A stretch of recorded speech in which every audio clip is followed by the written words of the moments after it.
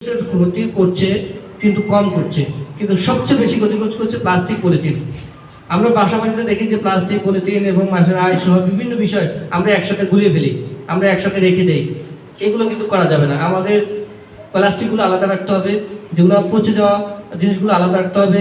আর অপচনশীল বর্জ্যগুলো যদি আমরা আলাদা আলাদা রেখে আমরা সেটা যদি রিসাইক্লিংয়ের ব্যবস্থা করি, তাহলে আমাদের কিছুটা হলেও পরিবেশের ভারসাম্য সুরক্ষা হবে।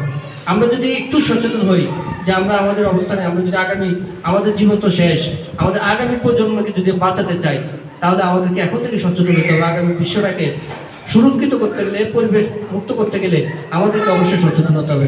আজকে প্লাস্টিক দেখেন, প্রতিটা মানুষের জীবনযাপনের প্রতিটা মুহূর্তে প্লাস্টিক জড়িত।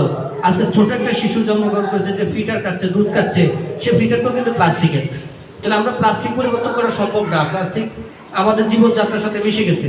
এখন আমাদের এটা করতে হবে কি, প্লাস্টিক রিসাইক্লিংয়ের একটা ব্যবস্থা করতে হবে।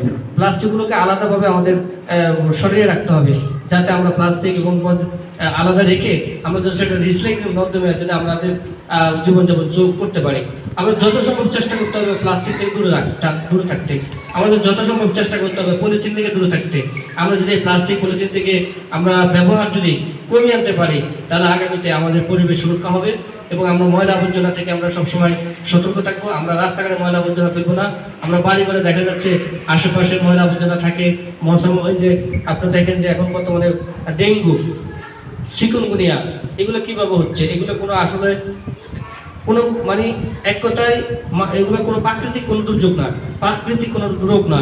এই রোগগুলো আমাদের দ্বারাই সৃষ্টি হচ্ছে। আমরা যেখানে সেখানে ময়লা আবর্জনা স্তূপ করে রাখি, মশা মাছি জন্মানোর জন্য সুযোগ করে দিচ্ছি। এই ডেঙ্গুর কারণে, ডেঙ্গুর কামড়ের কারণে ডেঙ্গু রোগ হয়, ডেঙ্গুর কারণে চিকুনগুনিয়া রোগ পর্যন্ত হয়। তো এইগুলোতে যদি আমরা সচেতন হতে পারি, আমরা এখানে আজকে যে 20 জন বা 25 জন যে কজন আমরা লোক আছি, আমরা মনে করতে হবে এখানে 50-20 হাজার লোকের সমান।